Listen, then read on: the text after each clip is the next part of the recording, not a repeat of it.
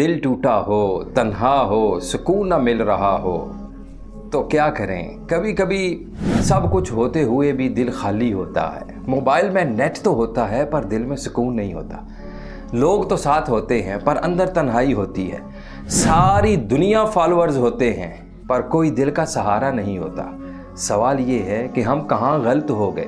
دیکھیں، ہم نے سکون باہر ڈھونڈنا شروع کر دیا ہے، کسی کے واٹس اپ رپلائی میں، کسی کے لائک میں، کسی کے ساتھ ہونے میں، اور بھول گئے کہ دل جس نے بنایا ہے سکون بھی تو وہی دے گا نا۔ قرآن میں اللہ فرماتا ہے الا بذکر اللہ تطمئن القلوب، بے شک دلوں کا اطمینان، دلوں کا سکون تو اللہ کے ذکر میں ہے۔ اللہ سے دوستی کرنا کوئی مشکل کام نہیں ہے، صرف ایک کال کی دوری پر ہے، کوئی خاص وظیفہ نہیں، کوئی خاص مقام نہیں، صرف ایک سجدہ، ایک آنسو۔ لیکن نماز صرف فرض نہیں بلکہ وہ تو اللہ رب العزت سے بات کرنے کا بہانہ ہے۔ دعا وہ واحد لائن ہے جو کبھی بھی بیزی نہیں ہوتی، اور توبہ وہ دروازہ ہے جو کبھی بند نہیں ہوتا۔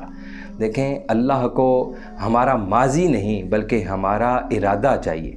وہ رب ہے جس نے سیدنا یونس علیہ السلام کو اندھیرے سمندر میں سن لیا، جس نے سیدنا موسیٰ علیہ السلام کو دریا پار کرایا تھا، جس نے اپنے آخری نبی صلی اللہ علیہ وآلہ وسلم کو غار میں تنہا نہیں چھوڑا تھا، وہ ہمیں کیسے چھوڑ دے گا؟ ہم نے صرف ایک قدم اٹھانا ہے، اس کی رحمتیں 10 قدم آگے آئیں گی۔ یہ زندگی آزمائش ہے، لیکن اللہ کا ساتھ ہو تو راہ آسان ہو جاتی ہے۔ آج اپنے آپ سے وعدہ کریں، ہر دن صرف 5 منٹ اللہ کے نام کے لیے، اور وہ 5 منٹ ہمیں وہ سکون دے سکتے ہیں جو پوری دنیا نہیں دے سکتی۔